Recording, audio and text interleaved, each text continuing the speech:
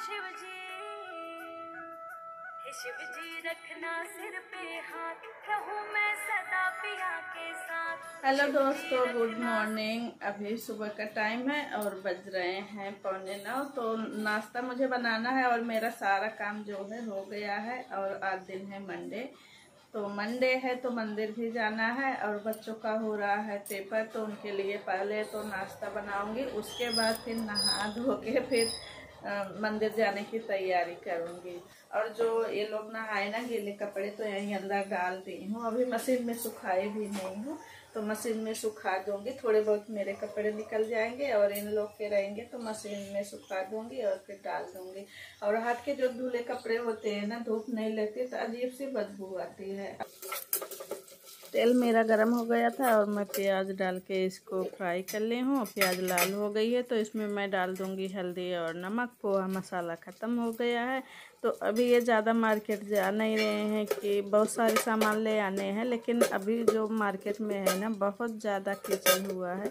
और क्योंकि डेली की डेली बारिश होती है और यहाँ के मार्केट में ना बहुत ज़्यादा कचरा हो जाता है। एक तो गाय भैंस घूमती रहती हैं, उसके गोबर से भी कचरे हो जाते हैं, और जो मिट्टी है वो भी थोड़ा सा अलग सी है, तो उससे और कचरा हो जाता है। तो बारिश में ना मार्केट जाने से थोड़ा सा मतलब कि ऐसा रहता है ना कि काम चल जाए, बस यही होता है। और ज़रूरी जब बहुत रहता है तभी जाते हैं। और यहाँ पे गुड़िया ना झाके लौट गई कि मम्मी जो है कैमरा लगा के रखी हैं।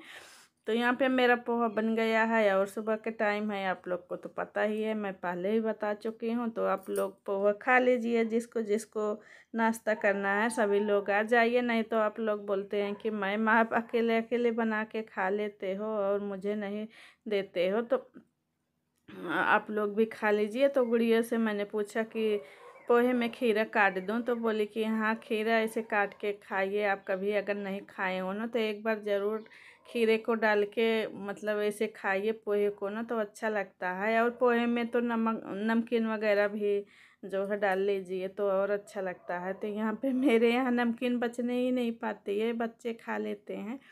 तो वैसे डेली के डेली तो नमकीन नहीं आ पाती है, जब आती है तो हाँ बच्चे खा लेते हैं। और फिर कई कई दिन में मार्केट जाना होता है, तो ऐसे डेली हम जो है मार्केट से नमकीन लाते भी नहीं हैं, क्योंकि देखिए नमकीन बेसन का होता है, तो बेसन तो वैसे ही नुकसान करता है और खाने को बच्चे खा लेंगे और फिर नुकसान करता है। तो यहाँ पे मैं चाय रख दी हूँ गर्म होने के लिए और बच्चों को नाश्ता दे दी हूँ। और इनको जुकाम हुआ था तो इनके लिए चाय रख दी हूँ, इनको दे दूँगी और फिर मैं नहा लूँगी, उसके बाद ही चाय पीऊँगी।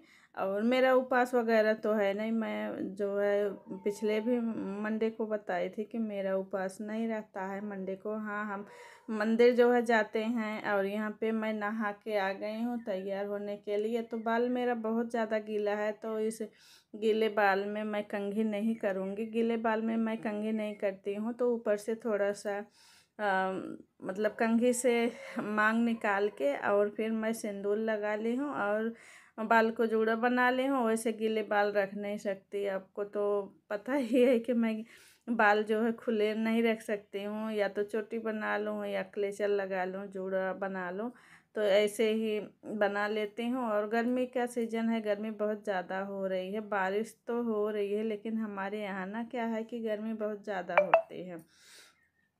तो थोड़ा सा क्रीम लगाऊंगी, थोड़ा सा लिपस्टिक लगाऊंगी और हरी वाली बिंदी लगाऊंगी। तो एक बार मैं बिंदी निकाली थी तो बिंदी जो है गिर गई, और फिर से बिंदी निकाल के उसका जो है रैपर अच्छे से निकाल के फिर लगाऊंगी। और ये जो ग्रीन वाली बिंदी है तो फिर चिपक जाती है तो जल्दी नहीं निकलती है, और जब पसीना होता है ना तो बिंदी ये तो अक्सर गिर जाती हैं गर्मी में।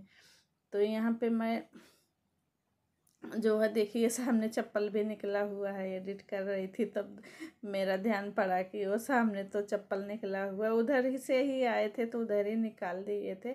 और इनके कपड़े भी डले हुए हैं छाया में ही, और जो बच्चे नहाए थे उनके भी कपड़े छाया में ही डाल दी हूँ, क्योंकि रात में बारिश हुई थी और धूप उतना अच्छे से थी नहीं, तो मुझे लगा कि मैं मंदिर जाऊँगी ना तो फिर बारिश वारिश आएगी तो कपड़े गीले हो जाएंगे। और मैं मशीन में सुखा के यहीं अंदर में डाल दी हूँ। और लौट के आऊँगी तो धूप हुई रहेगी तो फिर इसको ना बाहर डाल दूँगी छत पे। और जब धूप लग जाएगी अच्छे से सूख जाएगा तो फिर अच्छा रहता है। बारिश में जो है ना धूप है तो आप कपड़े सुखा के ही रखा करिए, ऐसे छाया में सुखाने से कोई मतलब नहीं होता है। और ये जो पर्दा है ना मेरे बच्चे ने इधर कर दिया था और मैं इसको ना दोनों दरवाजे के बीच में कर दे रही हूँ।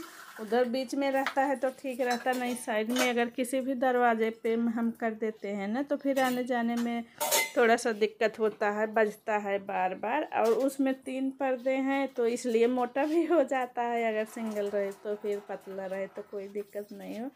तो यहाँ पे मैं तैयार तो हो गई हूँ और यहाँ पे जो है जल वगैरह भर लेती हूँ और थोड़ा सा लोटे को माजी, जल भरी,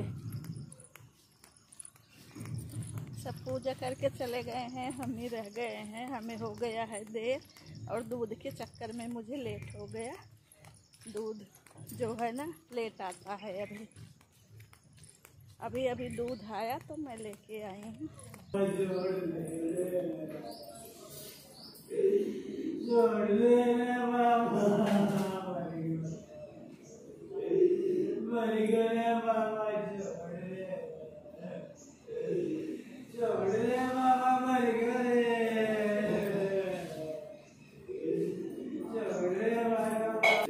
और एक भैया आए थे यहीं बालाजी के सामने ही पड़े हुए हैं, बहुत ज़ोर ज़ोर से चिल्ला रहे हैं। आप लोगों को तो आवाज़ आई ही होगी।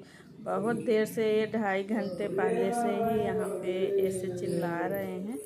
तो हम पूछ रहे थे भैया से जो बाहर बैठे थे कि ऐसा ये क्यों कर रहे हैं। तो उन्होंने बोला कि इनके अंदर बुरी आत्मा थी तो वही बालाजी हनुमान जी पकड़ के रख लिए हैं, पकड़े हुए हैं, तो इसलिए वो चिल्ला रहा है कि हमें छोड़ दीजिए, हमें छोड़ दीजिए। बोले कि वही जो बुरी आत्मा है वही चिल्ला रही है तो इसलिए ऐसा कर रहे हैं। डर तो मुझे लग रहा था, मैं तो वहाँ से जल्दी जल्दी पूजा करके चली आई थी।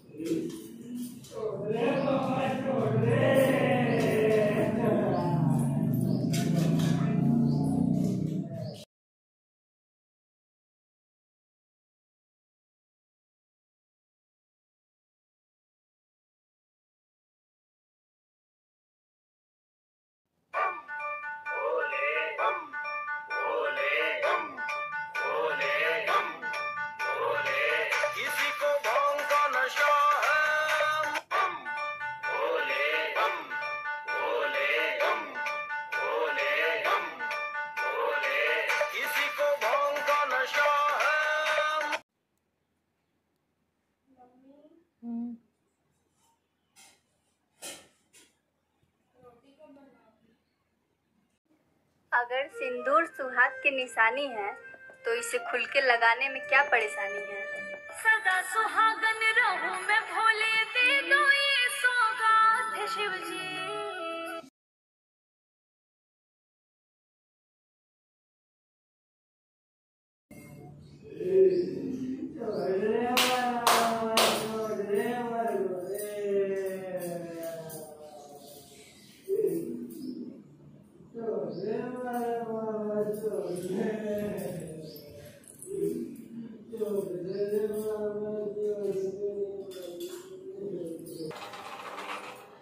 गर्मी बहुत ज़्यादा लगी है तो गाइस अभी बज रहे हैं दोपहर के 12:15 और मैं आ गई जल्दी जल्दी।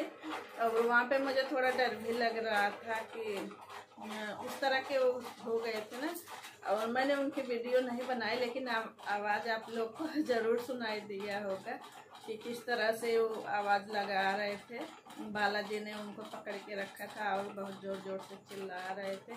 तो मुझे तो डर लग रहा था लेकिन साथ में भैया थे तो बाहर बैठे हुए थे तो मैंने जल्दी जल्दी फिर भोले बाबा की जो है पूजा की।